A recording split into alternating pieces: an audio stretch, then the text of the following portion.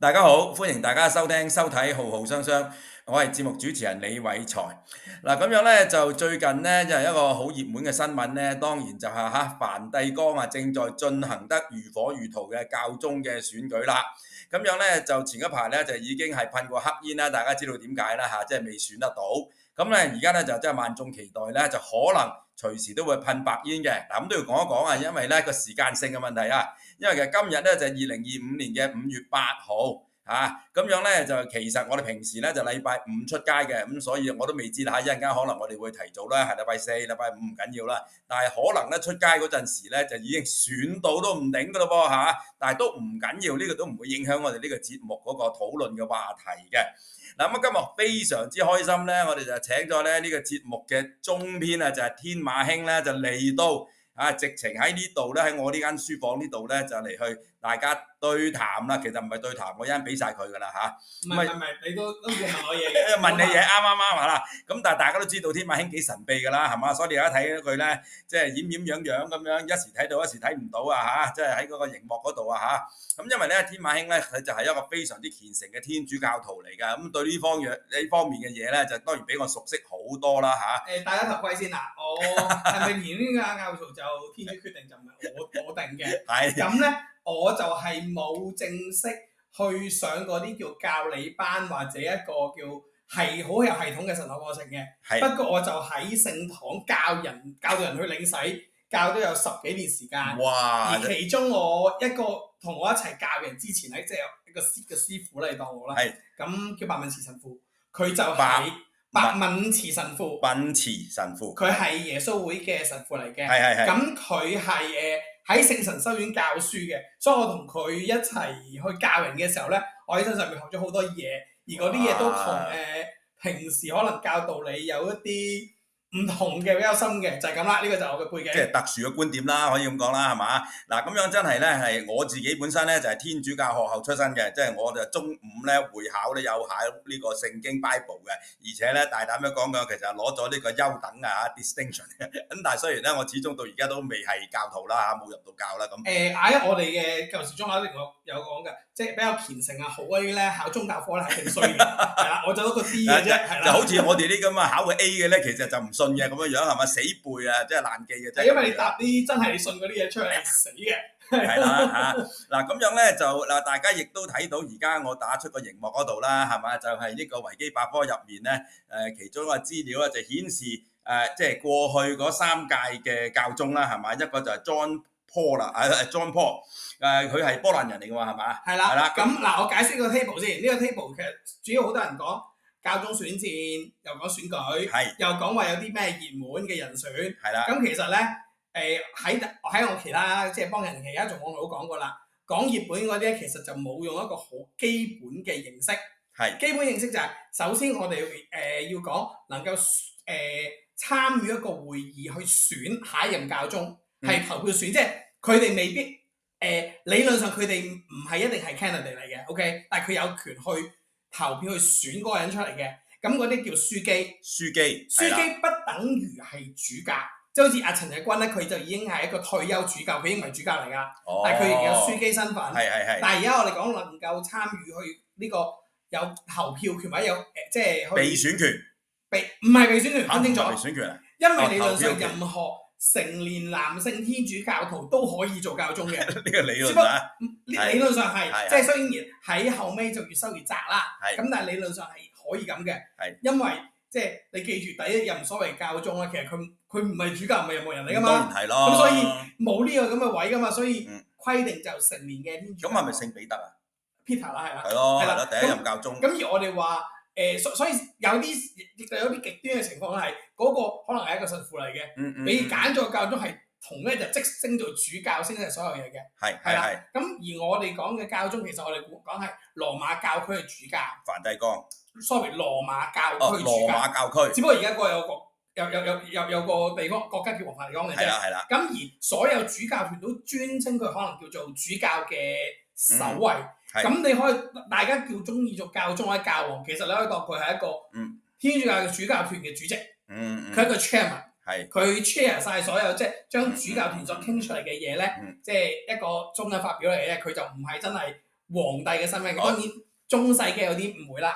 Infallible Pope 喎，係嘛？即係話係唔會錯嘅噃。Sorry，即係以前嗰個叫做教宗不能錯決，唔係教宗不可以錯，係喺教理有爭議嘅時候咧，主教聯傾咗，覺得而家需要一錘定音啦，就叫教宗行使一個叫教宗不能錯決，去話呢個信理係不能錯嘅，所以教宗可以錯，即係你落嗰張係一張槍卡，佢可以用呢個權，但係佢平時係可以唔用嘅，9成9都係唔用嘅，好似歷史上用過2至3次嘅啫。OK， 嗱咁樣咧就真係今日咧，所以請到幾啱嘅人嚟講啦，係嘛？即係揾我完全講唔到嘅。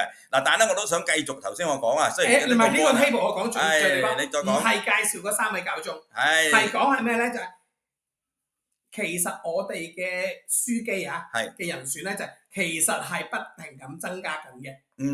第一。即係點樣話不斷咁增加緊咧？就係話原來啊，而家現任嘅書記咧係有252人，即係你喺 total 嗰度252人。咁而因為死咗噶嘛，有啲書記係咪先啦？咁但係其實咧，如果你睇翻清楚咧，唔好講現任書記喎，原來能夠在生嘅，即係其實係講佢在任嘅時候咧 appoint 嘅書記咧，其實方濟各係委任咗最多書記嘅一個教宗嚟嘅。OK。係啦，咁而家咧在生嘅書記咧就有252人啦，能夠投票就135人啦。你睇 total 嗰行。OK， 135。係啦，咁咧最重要係咩嘢咧？唔係睇唔到嘅，我哋做咗嘢啊！我將個 mouse point 嗱，咁咧原來 Francis 咧係 appoint 嘅書記能夠有投票權，有108人係超過80成嘅。咁好多人就話：喂，係可能某一啲我哋叫比較年長嘅主教啊，或者係啲菲律賓嘅主教話呼聲好高啊，又話咩教廷嗰個外交總務嗰個衰人啊，大家成日叫香港人叫衰人個主教係最怪嘅。其實你諗清楚，嗰啲全部都唔係教宗方濟各所委任㗎。方濟各委任係80成。如果大家諗下，我哋覺得教宗方濟各係一個比較開明嘅教宗嘅話咧，大家諗下，咁佢委任嘅人同佢同聲同氣嘅有80成，你諗下投票出嚟投咗係個咩人？咁所以好多人話係保守同開明之爭。我喺度諗爭未啊？即係開明嗰個委任有投票權，委任咗80成。係啦，咁基本上可以話所謂嘅開明，其實個方向出嚟嗰個係大家外人所講嘅開明嘅教宗嚟嘅。係啦，咁所以我覺得就係，所以大家講嘅熱門咧，其實熱門嗰啲全部都係 either 係若望保祿2世或者本篤16世委任嘅，但係其實咧佢哋能夠選出我相信機會係比較細嘅。係啦，咁呢個就係數據上分析。當然，所以好多人話會唔會爆冷咧？有可能爆冷，因為佢108個教宗方濟各所委任嘅人咧，其實好多都係冇乜人識嘅。因為佢哋好新做嘅。最後生嗰個咧就係喺澳洲墨爾本，係一個烏克蘭嘅主教。而佢45歲，仲細過我。係啦，佢嘅身份有啲少特別嘅，因為佢係一個我哋叫做烏克蘭東方教會嘅主教。咁佢行東方禮，即係話其實之前你當宗教分裂啦，分咗有天主教啦 ，Orthodox 咯。Sorry， 有少少唔同。天主教啦，基督教咧都唔係東正教啦。係咯。咁東正教有一啲教會咧 merge 翻落天主教教會嘅，佢哋嘅禮儀行一個東方禮同俄羅斯，而烏克蘭嗰邊咧就有2個禮儀行緊嘅。而家喺墨爾本嗰個咧，係啦，就係一個東方禮嘅主教嚟嘅。而點解我特別提佢咧？因為喺新任主教裏邊咧，其實最出名係佢。因為烏克蘭戰火關係啦，佢做咗好多工作走訪。所以好多時候教宗有時選嘅人咧，有時你比較 popular 咧，多其他書記食咧，機會好大。而最有趣就係，因為教宗方濟各委任咁多教宗書記啦，嗰啲書記其實自己可能好多 face to face 未見過嘅。咁只係 almost 第一次 face to face 見面，所以會唔會爆冷啊？會唔會其他嘢咧？係好有可能嘅。嗱，咁都講一講咧，其實咧，我喺做呢個節目之前咧，當阿天馬兄未嚟到咧，哇！我真係正一叫惡補啊，100%。點解咧？我就啱睇緊啊，啱好似係咪前年定咩嘅一套電影叫做舊年啫嘛，2024啊，就係叫做教宗選戰啦，就係 Cliff 啊，就係即係講佢嗰個選舉啦嚇。咁我覺得好精彩啦，啱睇完啦。不過咧，我就一定會賣關子，就唔會講透露劇情，唔會劇透嘅，大家自己睇啦嚇。咁就再幾年前咧，我又睇過一套咧，就叫做 Two Popes 啊，講兩個教宗，其實佢真係啊，就指呢個係本篤啊，呢個16世係嘛，就同埋呢個方濟，但係嗰陣時佢未叫做方濟嘅，係嘛？因為佢要揀個名噶嘛。但係總之咧，嗰個當時佢未做教宗咧，就係傾啦。但係話原來兩個人咧，好似個性格也好，或者嗰個意念也好咧，好似南轅北轍嘅。但係最後竟然咧，就係本篤咧係揀咗呢個方濟就做咗。嗱咁啊，中有趣，所以佢冇得揀嘅。啱，佢冇得揀嘅，即係佢鼓勵佢，應該咁講，因為我睇嗰套戲啦嚇。嗰個戲嚟嘅啫，嗰度冇得揀嘅。咁當然嗰度係戲，咁戲都冇講佢話佢揀，亦都唔到佢揀學你話齋，佢有既定嘅程序啊嘛。咁不過咧嗱，我都交代少少啦，可能大家都知㗎啦嚇。譬如就最近呢3個咧 ，John Paul II 咧，佢就係波蘭人嚟嘅嚇，咁你知波蘭係一個好傳統，即係天主教嚇，即係嘅國家啦。咁但係跟住呢個本篤咧就係德國人嚟嘅。咁當時咧啲人都已經有啲哇，因為即係德國人咧，即係2次大戰之後就有呢個原罪啊嘛，就係一個大屠殺啦，係嘛，即係殺啲猶太人啊，有啲侵略成個歐洲啊咁樣樣。咁啊波蘭就係其中一個最受害嘅國家。咁但係波蘭咧，竟然咧下一個咧就變咗係德國喎。咁嗰陣時啲人咧都覺得係有啲詫異嘅。咁但係之後到方濟咧就係咩啦啊？即係如果你話係一個叫做第3世界國家啦嚇，雖然即係佢唔算係好窮啦，係嘛？即係南方國家就係阿根廷喎，係第一次有阿根廷啊！即係嚇呢個南半球喎。但係佢係意大利移民過去嘅。哦，係，即係我講佢個族裔啊唔同嘅嚇，但係佢嘅國籍係阿根廷啊。咁所以咧亦都好多人咧喺好多方面可以揣測嘅下一任嘅教宗咧，係包括佢個族裔啦、ethnicity 啦，包括佢嘅國籍啦、nationality 啦。但係當然最關心嘅，即係佢個路線嘅問題啦。喺某一程度上叫做 ideology 啦，即係個意識形態嘅問題。頭先阿天馬兄都講過啦，究竟係屬於叫做比較保守啊，定係比較開明啊、進步啦嘅路線鬥爭？咁啊講真喎，真係啱睇完嗰套教宗選戰咧，其實入面當然都有牽涉到呢個咁樣嘅路線嘅鬥爭啦。咁啊呢方面啊，天馬兄你又點睇咧？首先我會唔會翻轉頭咧？你覺得啊方濟，因為方濟俾人嘅印象就係非常之進步，好多人已經有意見啦。其實我自己唔會去睇一個叫做開明或者保守路線嘅。係，我唔會咁睇。係。咁點解我先解釋翻啦？Eddie 成日想我講解放神學呢件事。係啊，其實即係如果有時間我就講解放嘅神學啦。我一陣會講，但係原來當我去正式去睇解放神學嘅時候咧，即係正式好有系統咁去睇書，我發覺原來我喺領洗前所學嘅嘢咧，90%係解放神學嗰套嚟。嚇！所以同大部分人可能出世領洗啊，喺聖堂領洗咧，即係我教我個神父教嗰啲，原來係呢套嚟嘅。你唔喺聖堂領洗嘅咩？我喺中學學嘅。哦。跟住我正式真係令我信啟發，全部都係大學。係。咁所以發覺同好多天主教徒嗰啲行為或者傾嘅嘢係好唔同嘅。嗯。咁好啦，我點解我會去釐清呢樣嘢咧？就係因為咧，天主教會其實個組織好龐大。嗯。喺60年代咧，或者70年代，彌撒進行期間都係用緊拉丁文嘅。係，冇錯。而有一個叫第2次梵蒂岡大公會議，喺70年代啦。係。咁佢係講咗好多改革嘅層面，例如包括教會本地化，用本地嘅語言啦。舊時叫望彌撒嘅，點解啊？神父舊時係對住十字架，個背脊對住人群。OK。到而家教會本地化啦，我哋叫過咗第2次梵蒂岡大公會議啦。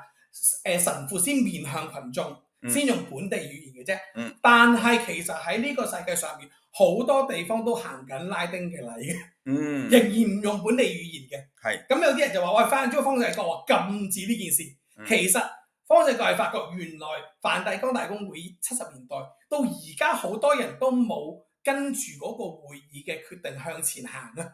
哦，就繼續用拉丁文，用翻啲舊嘅一套啦。咁可能佢冇問題需要，但係其實 renew 咗好多。而我學嘅其實唔多唔少係第2次梵蒂岡大公會議之後嗰啲比較更新嘅信仰，因為我唔係跟之前可能有啲人有啲修女啊，可能喺嗰陣時之前學嘅，所以佢哋嗰套會比較近梵以前。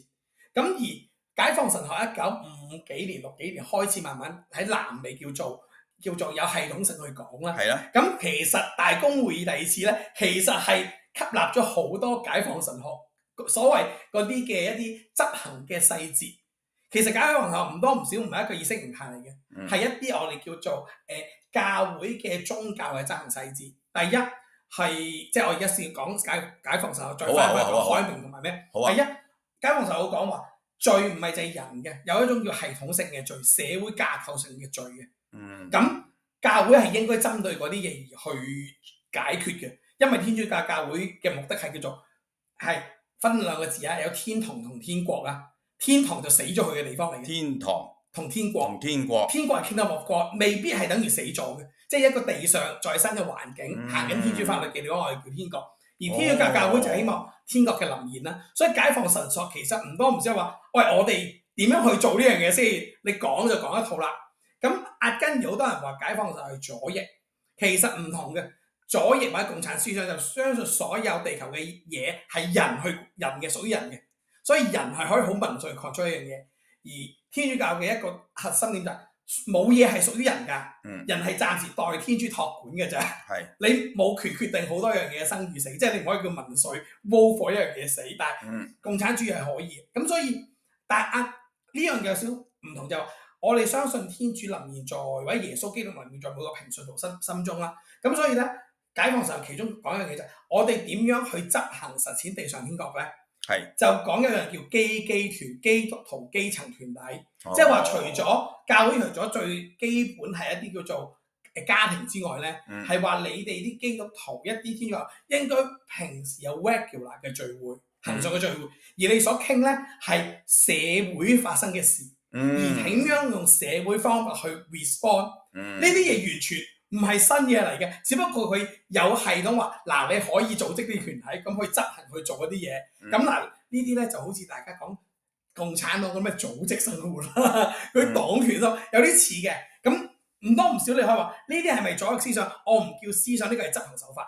佢攞咗一啲共產主義係社會主義係一啲地方嘅執行手法，而將佢搬翻落去嘢度。但係其實嗰啲所謂基督徒基層團體啦，基團體，其實天主教教會或者基督教教會嘅團契其實有類似嘅嘢嘅，不過有個分別就係你哋所傾係傾啲咩？你知成班人聚會做一個叫做團聚，定話你有 respond， 而基層團體好講就係你對社會發生嘅嘢有啲咩反神同反思，你點樣行動？每一次聚會完咗，可能大家都傾話，喂，我上次傾咗，我諗住做某啲嘢，我有冇做？咁呢個係少少第二次梵蒂岡大公會議唔多唔少將呢啲嘢正式叫做納入咗去，喂，大家都應該咁做啊！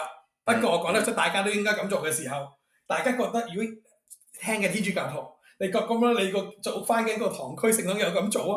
冇啊嘛！梵蒂岡大公會議講咗好多樣嘢，大家冇做。而呢樣嘢咧，其實我點解我話我學嗰套會有呢樣嘢咧？就係我正式學信仰嗰陣時係80年代尾90年代頭，正係6·4交界嘅時候。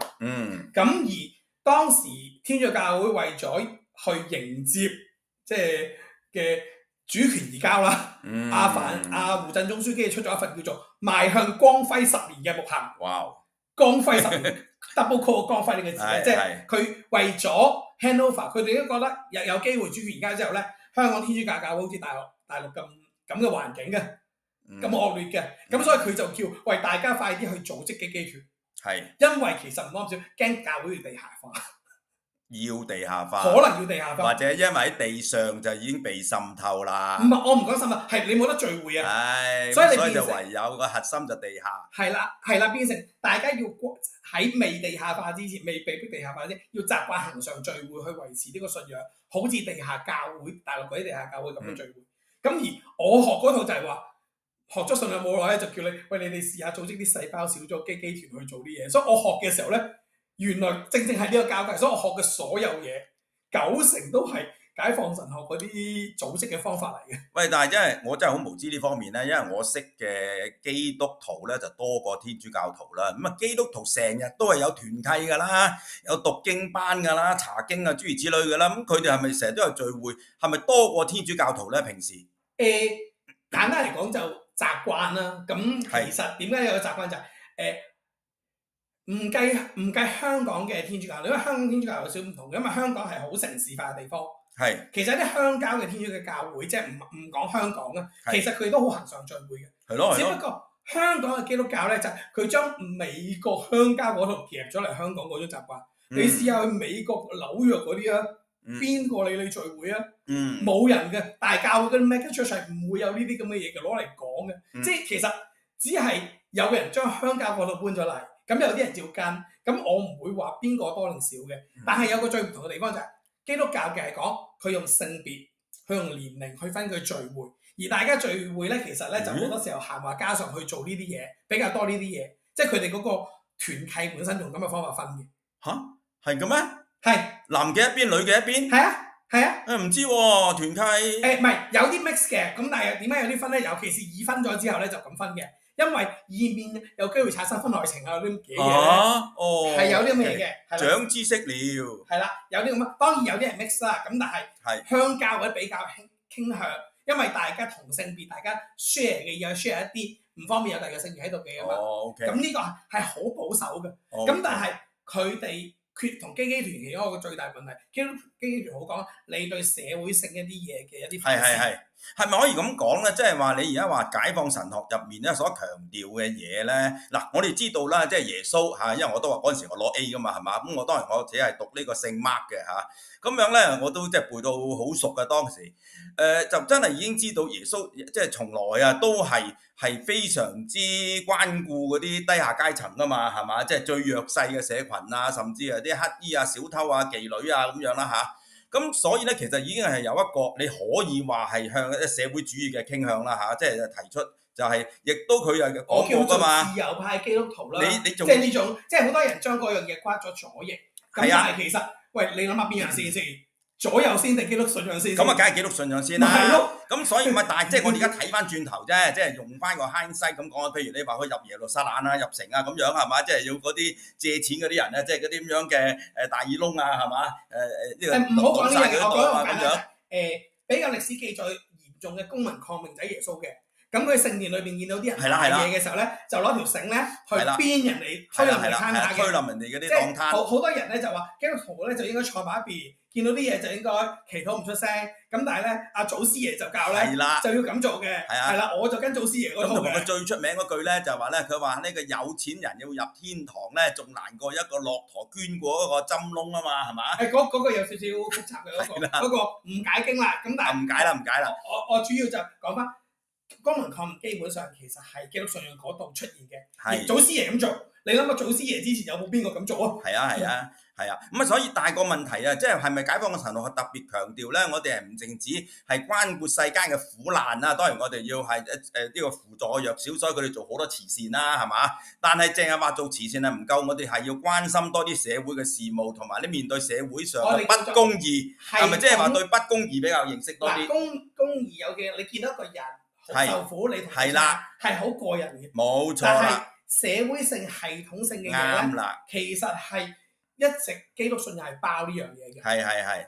如果唔係點樣建立所謂地上天國？但係點樣叫做組織去行動、去 take action 咧？就解放神學就多咗好多。其實我唔會叫一個神學嘅支派，佢係一個好行動性嘅一個方向去做一樣嘢。咁即係教你佢啲組織活動喎，基團去傾呢啲嘢喎，呢啲係一啲手法嚟嘅，即係唔係一個目標，唔係一個 ideology。咪但係因為咧，我好耐以前睇過一個即係叫一個比喻咁講啦。佢話譬如你喺度河度，突然間你見到有啲小朋友咧，即係一路咁係順住個河流落嚟咧，就嚟浸死啦。咁於是你見到一個，你就跳落去救上嚟；冇個咯，又有第二個，你又跳落去救上嚟；第三個你跳落去救上嚟。咁你救個小朋友，救咗小朋友固然係啱啦。但係嗰個問題就係話，你最後嚟講，你係咪要去問一個問題，就係話點解上游會不斷有啲小朋友跌落水咧？咁樣嗱，呢一個咧，某一程度上啊，就係話社會主義嗰個咁樣嘅傾向啊，你可以話叫左翼啦，就係話我哋唔係淨係話做慈善，我哋係而家幫啲人，幫係要幫嘅，因為你唔幫佢已經浸死啦。但係我哋要了解佢背後嗰個深層嘅系統性、結構性嘅原因啊嘛，呢個社會不公義啊嘛。呢個唔關左翼事。係，我知啊，即係有啲人將佢變成咁樣啊。社會工程學你見到嘅疏，絕對係啊。我覺得就乜都屈咗左，係啦，係啱啊！我同意呢樣嘢，我絕對同意，我絕對同意。係啦，係啊，咁嗰時有一個好似好出名嘅主教講過啊，佢話咧如果我咧就俾嗰啲窮人俾嘢佢食咧，啲人就個個咧就讚我係聖人啊。但係如果我去問一問點解嗰啲人會冇嘢食咧，啲人就話我係共產主義者啦咁樣樣。但係你唔好忘記右翼係會有呢個傾向噶嘛。我唔會用叫左右翼，因為其實即係我唔會用左右去分咯，即係夾硬將一樣嘢叫左右翼，我覺得就係啱啊！就我話要了解到背後嗰個社會不公義咯。仲有4分鐘，你頭先講嗰樣嘢咧，我可以補關於發言嗰樣，我想講多少少。好啊。即係關於宗教信仰咧，天主教咧，我會建議最好睇嗰套戲係《沉默》，馬田史高西斯嘅。我睇咗啦，即係去日本傳道。日本傳道。咁點解我講呢樣嘢就係話好多人話教宗方濟各冇為香港冇為中國嘅嘢發聲，係發聲，冇錯，為咗增加信徒啊嘅嘢。係啊。咁我會講，即係點解我會講套戲就話，當你見到有平信徒喺你即係日本嗰陣時，尋日套戲講日本嘅時候反對天教傳教啊嘛。佢開頭咧就迫害得好厲害。開頭咧佢哋咧就發覺，喂，佢殺個神父就話神父，如果你唔肯背你嘅信仰，我就殺咗你。係啊。所有神父你殺我咯，係咪殉道咯？殉道嚟噶嘛，但係佢改變咗手法。係啦，佢係話你個神父唔肯結婚嘛，唔肯歸信仰，我每日喺你面前殺一個信徒。係啦，冇錯啦。你跪唔跪啊？係啊，係啦，佢唔係針對你，佢針對你嘅信徒。冇錯。係啊，呢個就係方向啦。咁究竟個神父硬撐話我唔得啊？大家犧牲唔係犧牲你嘛，犧牲其他人咯。係啊。定係話你跪低咧？我自己嘅宗教信仰啟蒙我咧，我就認同喺嗰套戲裏邊嘅神父咧，就扮結婚啦，佢扮結婚啦，扮歸化啦，而佢就為咗保守信友嘅名譽。係啊。因為我哋唔係為咗自己現世名譽，我會俾人哋唾罵話我係一個怪啲神父。我係為咗天主，天主知我係為咗做啲咩嘢。係。咁而點解我講呢樣嘢？即係你嘗試諗下，其實你意思即係方濟就做緊呢樣嘢。我唔知，我唔係佢，但係我只係諗方濟各喺度譴責香港政府，譴責大陸迫害教徒。究竟譴責完之後，大陸會唔會好啲咧？會唔會唔迫害教徒咧？會唔會唔即係查香港咧？係佢得到大家嘅鼓掌、掌聲。係啦，佢見咗陳日君可能得到大家嘅掌聲，但係佢做到幾多樣嘢咧？咁呢個就係我自己嘅信仰反思，即係有啲人你譴責佢啱有用嘅，有啲人咧，我有冇方法做多啲嘢咧？咁我希望大家睇下，應該2021定22年啦，天主嘅教會出咗一個叫做疫情期間嘅牧民守則，叫做所有嘢回歸堂區。大家試下將嗰段嘢，將疫情呢個字 replace 咗2個中文字，自己諗下嗰兩個咩中文字？你發覺成課計劃咧？仲有2分鐘。係啦。係變咗某啲嘢嘅，佢甚至講話可能叫大家回歸堂區，但係佢話講咧，即係話堂區即係聖堂啦。佢話可能堂區不再存在，聖堂不再樣，大家記住要聯埋一齊去繼續 form 一個 virtual 嘅堂區，即係好似無忘初心啦，即係喺好似疫情期間，大家用呢個視像去做宗教聚會啊，去望彌撒一樣。佢講咗呢啲嘢啦，咁。即係無端端咧，天主教會咧就唔會無端端發呢啲嘢嘅啦。記住呢個係所謂乃共主教啲人個湯漢去發㗎。佢嗰陣時係站隊，你即係話原來係入面有隱含嘅意思嘅。自己諗啦，自己諗啦，自己睇啦，係啦。咁而周守仁係一個好特別嘅選擇嚟嘅。係啦，即係如果你話天主教會冇關顧香港咧，我會話 no。首先第一，佢揾咗夏志誠做輔理主教。